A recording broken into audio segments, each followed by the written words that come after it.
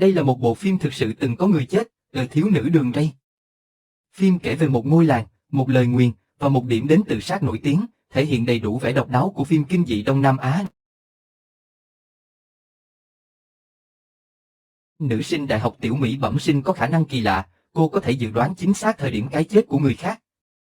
Nhưng cũng chính vì khả năng đặc biệt này, cuộc sống hàng ngày của cô chìm trong nỗi sợ hãi và đau khổ. Một ngày, trên đường đến trường, Tiểu Mỹ gặp cô giáo Naya trong thang máy, ngay khi cửa thang máy sắp đóng lại. Một người đàn ông trung niên bỗng bước vào, cầu xin sự tha thứ. Ông ta liên tục lẩm bẩm, yêu cầu Naya cứu giúp mình. Trên tay ông, nơi giữ chặt cửa thang máy, xuất hiện một ký hiệu kỳ lạ, dường như mang ý nghĩa nào đó. Khi mọi người còn hoảng loạn không biết phải làm gì, một nam sinh đã kịp thời xuất hiện và ngăn chặn tất cả. Mọi người cho rằng người đàn ông kia bị thần kinh, nên không để tâm đến. Nhưng tối hôm đó, khi Tiểu Mỹ đang ôn bài cùng bạn bè, bỗng nghe thấy tiếng ồn ào bên ngoài. Nhìn ra ngoài cô thấy, người đàn ông kia đứng trên ban công, muốn tự sát. Mọi người đều kinh hãi trước cảnh tượng đó. Nhưng Tiểu Mỹ vẫn giữ bình tĩnh, vì cô không thấy dấu hiệu tử vong nào trên người ông ta. Ai ngờ, chỉ vài giây sau, người đàn ông nhảy xuống. Đây là lần đầu tiên Tiểu Mỹ phán đoán sai. Khi còn đang cảm thấy tội lỗi, cô nhìn thấy Naya hoảng hốt chạy về phòng làm việc. Tiểu Mỹ nhận ra cái chết của người đàn ông chắc chắn liên quan đến cô giáo. Cô liền bám theo để hỏi cho rõ. Trước sự truy hỏi của Tiểu Mỹ, Naya không nói một lời. Cô chỉ vội vã yêu cầu Tiểu Mỹ rời đi. Đêm đó, về đến nhà, Tiểu Mỹ có một giấc mơ kỳ lạ. Cô mơ thấy Naya và người đàn ông bị trói trên một cây thánh giá giữa cánh đồng. Tỉnh dậy, cô lập tức gọi điện cho Naya, nhưng không ai trả lời. Sáng hôm sau, Tiểu Mỹ vội đến trường tìm hiểu và được thông báo rằng Naya đã xin nghỉ. Hơn nữa, Naya và người đàn ông kia là người cùng một ngôi làng. Đến đây Tiểu Mỹ cảm thấy mọi chuyện rất bất thường. Vì lo cho an toàn của cô giáo, cô quyết định cùng bạn thân đến một ngôi làng tên là Ramathon. Ngôi làng này rất kỳ lạ. Người ngoài chỉ được dừng ở cổng làng. Chủ quán nhỏ nhắc nhở ba người rằng tốt nhất nên quay lại ngay bây giờ, vì hiện tại đang là mùa cấm kỵ. Trong làng thường xảy ra những cái chết bí ẩn. Nếu bây giờ vào làng, rất có thể sẽ mất mạng. Tuy nhiên, lời khuyên này không ngăn được ba người. Họ vẫn kiên quyết tiến vào làng. Lúc này, dân làng đang tổ chức nghi lễ thu hoạch. Nhìn thấy khách lạ đến, một người dân nhanh chóng yêu cầu họ cởi giày, rửa sạch để xóa đi luồng khí lạ từ bên ngoài. Rất nhanh sau đó, Naya chú ý đến ba sinh viên vừa đến. Chưa kịp chào hỏi, con gái trưởng làng đã bước ra với thái độ nghiêm nghị. Cô cảnh báo ba người, làng đang tổ chức nghi lễ linh thiêng hàng năm.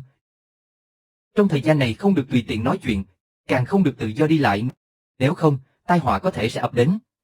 Nhưng vừa dứt lời, một chàng trai đi xe đạp lao tới. Sau đó lao thẳng vào chân cột điện gió. Điều kỳ lạ là những người xung quanh không ai tỏ ra kinh ngạc. Họ chỉ tiếp tục công việc của mình một cách bình thản. Ở đây, chết người giống như chuyện cơm bữa. Điều làm Tiểu Mỹ sốc hơn là cô lại một lần nữa không dự đoán được cái chết này. Cuối cùng, cả nhóm ở lại nhà của Naya. Trên bàn, họ tìm thấy một tờ rơi tâm lý học. Hóa ra, Naya trở về làng sau 20 năm là để giúp dân làng trị liệu tâm lý. Những năm qua, hiện tượng tự sát ở làng ngày càng nghiêm trọng. Bất kỳ ai trong số họ đều có thể chết bất cứ lúc nào. Đến chiều, Tiểu Mỹ và nhóm bạn muốn tham quan buổi trị liệu, nhưng lúc này, quỷ mật tụt lại phía sau, bất ngờ nghe thấy một âm thanh chói tai. Anh cảm thấy có người đang theo dõi mình. Khi màn đêm buông xuống, biểu cảm của quỷ mật dần trở nên kỳ lạ. Anh cầm một con dao không rõ đang định làm gì. Một cái bóng đen vụt qua phía sau anh. Và anh có ý định làm hại chính mình. Đúng lúc này Tiểu Mỹ và mọi người kịp thời nhận ra, ngăn chặn được bi kịch sắp xảy ra. Vì buổi lễ chính thức sắp diễn ra, chỉ còn chưa đầy nửa tiếng, Tiểu Mỹ muốn quỷ mật cùng tham gia, nhưng lại bị từ chối thẳng thừng. Sau đó, quỷ mật trở về phòng và chơi điện thoại một mình. Đúng lúc này, điều kinh hoàng đã xảy ra. Cậu hốt hoảng chạy ra ngoài, vô tình bị Tiểu Mỹ và mọi người đang tham dự buổi lễ nhìn thấy. Nhưng ngay lúc đó, quỷ mật đã bị một nữ quỷ siết chặt cổ. Khi họ đuổi kịp, chỉ thấy cậu đang chuẩn bị thắt cổ tự. Họ rất vất vả mới kéo cậu khỏi bờ vực cái chết. Nhưng ngay sau đó, cậu lại như mất trí, chạy thẳng vào rừng. Naya vội lấy điện thoại soi đường. Họ nhìn thấy một cậu bé đang đứng im giữa căn phòng. Tiểu Mỹ tiến lại gần để kiểm tra. Nhưng ngay lúc đó, cậu bé đột nhiên ngã xuống đất. Miệng cậu bé bắt đầu sùi bọt.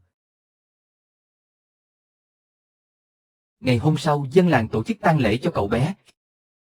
Khi thi thể được đặt xuống huyệt, bà nội cậu bé lặng lẽ bò vào huyệt để tạm biệt. Nhưng ngay lúc đó, bà nhìn thấy một bàn tay phụ nữ thò lên từ dưới đất, túm chặt lấy bà.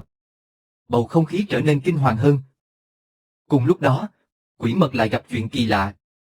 Cậu phát hiện trên tay mình xuất hiện một dấu vết giống hệt người đàn ông trong thang máy ở trường trước đó. Cậu cố gắng chà xát để xóa vết này, nhưng không tài nào làm sạch được.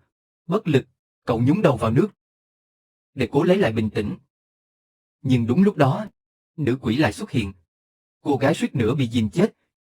Trong khoảnh khắc nguy cấp, cậu dùng hết sức lực để thoát khỏi sự giam cầm. Trong khi đó, con gái trưởng làng đang cãi nhau kịch liệt với cha. Cô không hiểu tại sao cha lại để lời nguyền tổ tiên tiếp diễn. Nếu mọi chuyện cứ tiếp tục như thế, tất cả họ sẽ chết trong mơ hồ và đau khổ. Thì ra ngôi làng này đã bị lời nguyền ám nhiều năm. Mỗi mùa thu hoạch, sẽ có người tự sát một cách bí ẩn. Con gái trưởng làng cố gắng thuyết phục cha phá bỏ lời nguyền. Nhưng cha cô thì nghĩ khác, ông tin rằng chỉ khi có một số người chết, thì mùa vụ năm sau mới được thuận lợi. Bảo vệ mùa màng và cái ăn quan trọng hơn mọi thứ. Cô con gái tức giận đập vỡ đồ đạc, không hiểu ý nghĩa của việc sống là gì. Sau một hồi xúc động, cô bắt đầu nhặt những mảnh vỡ. Nhưng ngay lúc đó, một âm thanh kỳ lạ vang lên bên tai. Rồi một cái dây thừng rơi xuống từ trần nhà. Ánh sáng mờ khiến cô cảm nhận được bóng dáng một hồn ma đang từ từ tiến đến phía sau.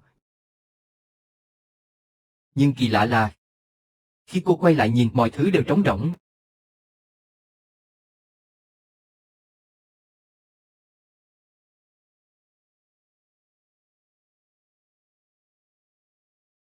Nghe thấy tiếng động, cha cô vội chạy ra kiểm tra.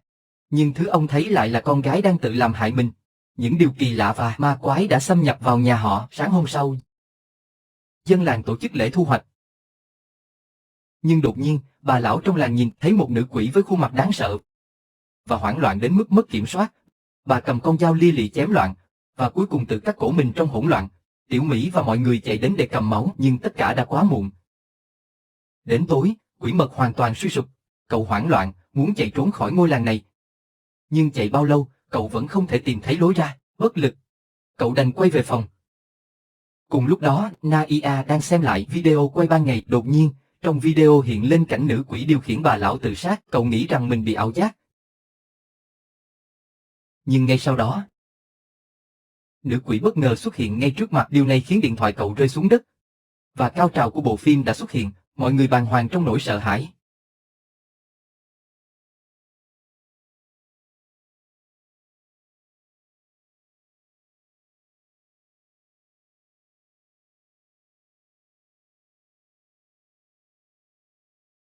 Tiểu Mỹ đến kịp thời và đã cứu mạng cậu. Nhưng trong góc nhìn của anh ấy, cảnh tượng lại giống như ai đó đang tự làm hại bản thân. Những sự kiện kỳ lạ liên tiếp xảy ra khiến Tiểu Mỹ phải tìm đến giáo viên của mình. Người giáo viên đã tiết lộ sự thật. Hóa ra chuyện kỳ lạ trong làng đã không còn là bí mật từ lâu. Nhưng giáo viên vẫn tin rằng đó chỉ là hiệu ứng tâm lý của con người. Để giúp các dân làng thoát khỏi nỗi sợ, ông quyết tâm ra ngoài học hỏi và nghiên cứu. Ông dự định dùng khoa học để chứng minh lời nguyền không tồn tại. Trước khi đi, ông hứa rằng một ngày nào đó sẽ quay lại giúp đỡ dân làng. Nhưng trước tình hình hiện tại, ngay cả ông cũng bắt đầu tin rằng lời nguyền là có thật. Đêm đó, giáo viên bất ngờ tỉnh dậy từ một cơn ác mộng. Ông thấy xung quanh đầy những bóng ma. Khi quay đầu lại, người đàn ông từng nhảy lầu tự tử đang đứng mỉm cười đầy kỳ quái. Chưa kịp phản ứng, nữ quỷ đã xuất hiện ngay sau lưng ông. Sau đó, cô ta kéo ông vào không gian ác mộng. Cái chết đột ngột của giáo viên đã gây cú sốc lớn cho Tiểu Mỹ. Cậu cố gắng dùng rượu để quên đi nỗi đau. Nhưng âm thanh quen thuộc đáng sợ lại vang lên. Ngay sau đó, một hình động rơm bò ra từ gầm giường. Nó cầm lấy một nắm rơm và cố nhét vào miệng Tiểu Mỹ. Khi nữ quỷ biến mất, cậu hoàn toàn kiệt sức và ngã xuống giường. Trong cơn mơ hồ, cậu nhìn thấy ký ức của nữ quỷ khi còn sống. Hóa ra, 40 năm trước, làng từng trải qua một trận hạn hán nghiêm trọng. Cây cối khô héo, mùa màng thất bát. Trưởng làng cho rằng đó là sự trừng phạt của thần linh, vì vậy ông đề nghị hiến tế một người để xoa dịu thần linh. Một cô bé 15 tuổi không may bị chọn. Tối hôm đó, cô bé bị dân làng đánh đến chết. Sau đó, cô bị biến thành hình nộm rơm. mẹ cô bé đau khổ đến tuyệt vọng. Nhưng không thể làm gì được. Không lâu sau, mẹ cô cũng tự sát. Nhưng trước đó, bà ấy đã nguyền rủa ngôi làng. Lời nguyền này rất độc ác, dù có giúp làng trở nên giàu có hơn, nhưng khi đến mùa thu hoạch, mọi người trong làng từng hưởng lợi từ lương thực đều sẽ tự sát mà chết. Sau khi người mẹ trút hơi thở cuối cùng, cô gái nhỏ ngay lập tức hóa thành oan hồn. Kể từ đó cô bắt đầu hành trình trả thù kéo dài hàng chục năm. Không lâu sau, Quy Mễ và Mắt Kính phát hiện ra Tiểu Mỹ đã ngất xỉu sau một hồi cứu chữa khẩn cấp. Cuối cùng họ cũng kéo cô từ cửa tử trở về.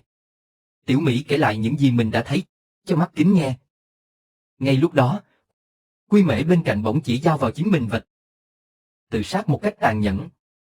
Mắt Kính hoảng loạn lao lên ngăn cản, nhưng khi Tiểu Mỹ cũng định lao lên, cửa phòng đã tự động đóng chặt. Lúc này, oan hồn xuất hiện ngay sau cô, dùng sức mạnh bóp chặt đầu của Tiểu Mỹ.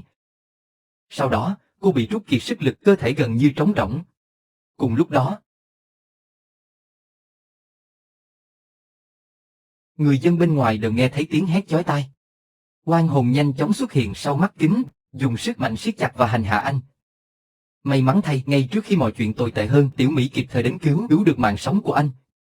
Nhưng những người dân làng trước mắt đều bị tra tấn đến sống không bằng chết. Tiểu Mỹ nhanh chóng đến trước mặt trưởng làng, nói rằng mình biết cách hóa giải lời nguyền. 40 năm trước, chính trưởng làng đã dùng mạng sống của cô gái nhỏ đổi lấy mảnh đất màu mỡ ngày nay và những vụ mùa bội thu. Bây giờ nếu muốn hóa giải lời nguyền và cứu dân làng, trưởng làng phải đích thân chịu trách nhiệm và xin oan hồn tha thứ. Nghe đến đây, trưởng làng nhận ra tội lỗi của mình. Sau đó bước vào nhà thờ tự thiêu. Khi cơ thể và vụ mùa biến thành tro bụi, lời nguyền cuối cùng cũng được hóa giải. Đến cuối cùng, Tiểu Mỹ và những người khác trở lại trường học. Thời gian trôi qua và mùa thu hoạch lại đến. Mọi người nghĩ rằng mọi thứ sẽ êm ấm. Nhưng đêm hôm đó, Quy Mễ lại bị oan hồn ám. Cầm dao nhắm thẳng vào chính mình. Rõ ràng, lời nguyền chưa thực sự được hóa giải. Một thảm họa lớn hơn đang âm thầm ập đến. Được rồi, câu chuyện hôm nay đến đây là hết.